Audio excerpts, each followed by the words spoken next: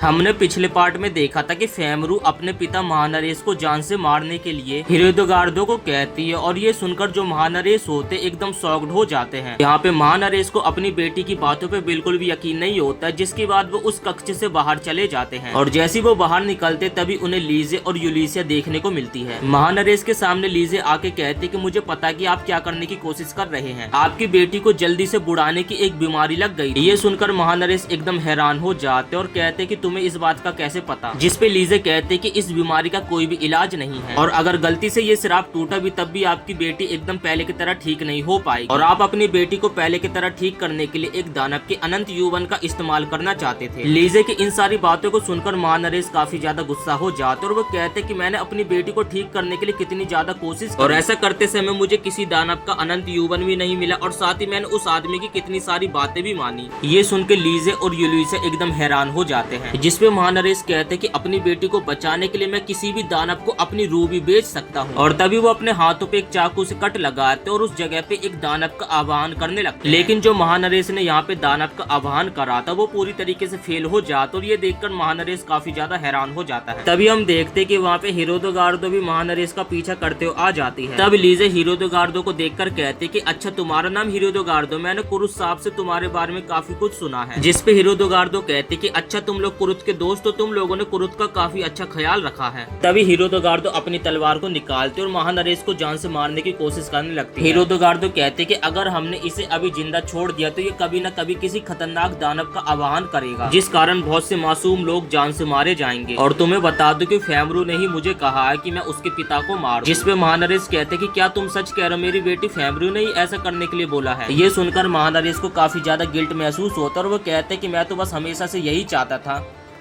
कि मेरी बेटी भी बाकियों की तरह एक नॉर्मल लाइफ डिजर्व करे। यहाँ पे हिरोदगार्दो महानरेश को जान से मारने वाली होती तभी वहाँ पे महानरेश की बेटी फेमरू आ जाती है और फेमरू को इस हालत में देखकर हिरोदगार्दो एकदम हैरान हो जाती है। महानरेश अपनी बेटी फेमरू को एकदम पहले की तरह ठीक देखकर कहते कि आखिर तुम ठीक कैसे हो गई। जिसपे फेमरू बताते हैं कि ये कुरुत के गुलगुलों का नतीजा, मैंने उन गुलगुलों को खाया था जिस कारण मैं पहले की तरह एकदम ठीक हो गई। दूसरी तरह हम कुरुत को देखते जिसके ऊपर हिरोदगार्दो के मैजिक के कारण वो पैरालाइज था, बस वो बातें ही कर पा रहा। कुरुत अपनी बेटी आकुरी को कहते कि जाओ बेटा बैग में से दवाई लेकर आओ। जिसपे वो दवाई लेकर आ जाती और कुरुत को उस दवाई को खिला देती, जिससे कुरुत एकदम पहले की तरह ठीक हो जाता है। सीन शिफ्ट होते और हम महानरेश को देखते जो कि लीजे से अपनी सारी गलतियों के लिए माफी मांगने लगता है। राजकुमारी कहते कि एक राजवंशी होने के कारण आपने जो भी कुछ करा मैं उसे नजरअंदाज तो नहीं कर सकती। तभी फेमरू कहती कि मेरे पिता ने जो भी कुछ किया वो मेरी वजह से किया, तो सजा मुझे मिलनी चाहिए। तब राजकुमारी कहते कि एक राजवंशी होने के कारण मैं इसे नजरअंदाज तो नहीं कर सकती, लेकिन अभी एक अद्भुत खाने की साधारण सी शिष्य होने के कारण इसे नजरअंदाज तो कर ही सकती हूँ। और फिर लीजे कहते कि इसलिए मैं वो करूंगी जिससे अद्भुत खाने को ज्यादा फायदा मिले। महानरेश कहते कि आखिर आपके कहने का मतलब क्या है। जिसपे लीजे कहते कि मैं बस आपसे यही चाहती हूँ कि आप भी हमारे अद्भुत खाने को एकदम बेहतर बनाने में हमारी मदद और महानरेश लीजे की ये सारी बातें मान लेते। जब हमें लगता है कि कहानी खत्म होने वाली है तभी एक मेन विलन की एंट्री हो जाती है और यहाँ पे भी एक मेन विलन आ जाता है जो कि एक लेखक होता है जिसे हिरोदगार्दो अच्छे तरीके से जानती है। तभी महानरेश बताने लगते कि इसी बंदे ने मेरे पास हिरोदगार्दो को छोड़ा था और इसी बंदे ने मुझे दानव आवाहन का तरीका भी सिखाया था। और ये लेखक ये भी बताता है कि तीसरी युवरानी लीजे उत्ते देवी की हत्या कांड का कांड इसी ने लिखा था। ये सुनकर लीजे एकदम शॉक्ड हो जाती है और साथ ही हमें ये भी पता लगता है कि इसी बंदे ने महानरेश की बेटी फेमरू के ऊपर जल्दी जल्दी बुढ़ाने का कर्ज लगाया था। ये सुनकर महानरेश को उसके ऊपर काफी ज्यादा गुस्सा आते और वो पंच के साथ उस बंदे के ऊपर हमला कर देता। दूसरी तरफ यूलिसिया भी अपनी तलवार से उसके ऊपर अटैक कर देती, लेकिन इसका भी कोई असर नहीं होता। यूलिसिया की तलवार को देखकर लेखक कहता है कि क्या ये पाक तलवार है, इससे मुझे थोड़ा बच के रहना पड़ेगा। और जिसके बाद लेखक वहाँ पे एक मायावी चक्र बना देता और वो सारे के सारे उस मायावी चक्र के अंदर घिर जाते हैं। और जिसके बाद वो लेखक था अचानक से एक लाल रंग के डीमन में बदल जाता है। लीजे उसके ऊपर अपने चाकू से हमला करने की कोशिश करते, लेकिन लीजे के हमला करने से पहले वो लीजे के चाकू को दूर फेंक देता है और साथ ही यूलिसिया और हिरोदगार्दो को अटैक का भी उसके ऊपर कोई भी असर नहीं होता। तभी वो डीमन यूलिसिया और लीजे के ऊपर हमला करके उन्हें घायल कर देता है। दानव कहता है कि इस मैजिकल शील्ड के सामने तुम्हारा कोई भी अटैक मेरे ऊपर काम नहीं करेगा और बस मुझे वो तलवार घायल कर सकती थी जो कि वहाँ पे पड़ी हुई है, लेकिन तुम उसे उठाकर मुझ पे हमला नहीं कर पाओगी, इंसान कहीं की। लीजे उस दानव की बातों को सुनते और उसकी बातें सुनकर लीजे को समझ आ जाता है कि ये दानव उन्हें चिढ़ाने की कोशिश कर रहा है और उन्हें चिढ़ाने के कारण इस दानव की ताकत बढ़ रही है और अगर उन्हें इस दानव को हराना बचाना है तो उसे जान से नहीं मारना होगा बल्कि उसे यहाँ से भगाना होगा। तभी हम देखते कि वहाँ पे अचानक से कुरुत की एंट्री हो जाती है, जो कि इस लाल रंग के दानव को देखकर बिल्कुल भी डरता नहीं है। कुरुत यहाँ पे आता और वो कहता है ये तो एक महाशैतान है, इसके साथ 100 और महाशैतान होंगे जिन्हें हराना बहुत ही ज्यादा मुश्किल होगा। ये सुनकर जो महाशैतान होता है कुरुत की बातों से चिढ़ जाता है और कुरुत के ऊपर फायर मैजिक का इस्तेमाल कर देता है। तभी आकुरी अपने अटैक को रिवर्स करने के मैजिक का इस्तेमाल करते, जिससे वो अटैक सीधे जाकर उस दानव को लग जाता है, जिसके बाद वो काफी ज्यादा गुस्से में आ जाता है और कुरुत के ऊपर दोबारा से अपने फायर मैजिक का इस्तेमाल करने लगता है। लेकिन इस बार यूलिसिया बीच में आ जाती, जो कि अपनी तलवार से उस दानव को सबक सिखाना चाहती और वो अपनी पिछली लड़ाई के बारे में सोचने लगती। एक बार जब उसने बीच में से आग को काटने की कोशिश करी थी तो ये उसका अटैक फेल हो गया था और यूलिसिया कहते लेकिन इस बार तो मैं इसे जरूर करने की कोशिश करूंगी। जब मेरी और कुरुत की एक दूसरे से पावर्स मिल जाती है तो हम दोनों की पावर से काफी ज्यादा स्ट्रॉन्ग पावर बन जाती है और हम देखते कि यहाँ पे यूलिसिया उस आग को बीच में से काट देती है और तभी अचानक से यूलिसिया की तलवार जो होती है नीली रंग की चमकने लगती है और उस तलवार के अंदर से एक काफी खतरनाक ऑरा निकल रहा था और तभी एक उड़ता हुआ पंछी जाता है जो कि तेजी से उस दानव के ऊपर हमला कर देता है। दानव कहता है कि मैं मर तो रहा हूँ लेकिन मैं अकेले नहीं मरूंगा और जिसके बाद वो हिरोदोगार्दो के ऊपर हमें लगता है कि यहाँ पे हिरोदोगार्दो का खेल खत्म हो गया, लेकिन यहाँ पे हिरोदोगार्दो एक प्यारी सी स्माइल करती है और फिर वो अपने कपड़ों के अंदर से एक बंद को निकालते जो कि उसे कुरुत ने दिया था। वो बंद इतना ज्यादा सख्त है जिसके ऊपर कोई तोप से भी हमला करेगा तब भी उसके टुकड़े टुकड़े नहीं होंगे। ये देखकर वो दानव एकदम हैरान हो जाता और कहता कि नामुमकिन, इस अटैक से तो मैं मिथ्रिल को भी तोड़ सकता हूँ। हिरोदोगार्दो कहते कि ये ब्रेड मुझे कुरुत ने दिया था और कुरुत के ब्रेड से आज मैं जिंदा। दानव देखकर हैरान हो जाता कि मिथ्रिल से भी एकदम सख्त चीज बनाना किसी नॉर्मल इंसान के बस की बात नहीं और वो दानव थोड़ा सोचने लगता और वो सोचता है कि ऐसा मेरे साथ पहले भी कभी हो चुका है। जिसके बाद वो दानव कहता है कि कहीं तू हस्तगांव का तो निवासी नहीं। कुरुत कहता है कि हाँ मैं हस्तगांव से ही हूँ। ये सुनकर वो दानव का मुंह फटा का फटा रह जाता है, जिसके बाद वो टुकड़ों में मारा जाता है। यूलिसिया सोचती है चलो खतरा तो टल गया, अब हम अद्भुत खाने जा सकते हैं और यूलिसिया कुछ बोलने वाली होती है तभी उसके पीछे से एक दानव रेनकार्नेट हो जाता है जो कि एकदम शैडो की तरह था, उसका कोई शरीर नहीं था। वो दानव कुरुत के ऊपर हमला करता लेकिन यूलिसिया उसे बचा लेती। तभी हम देखते कि वहाँ पे एक बंदा कुरुत के हाथों से बने हुए गर्म ताल के गुलगुले लेकर आ जाता है,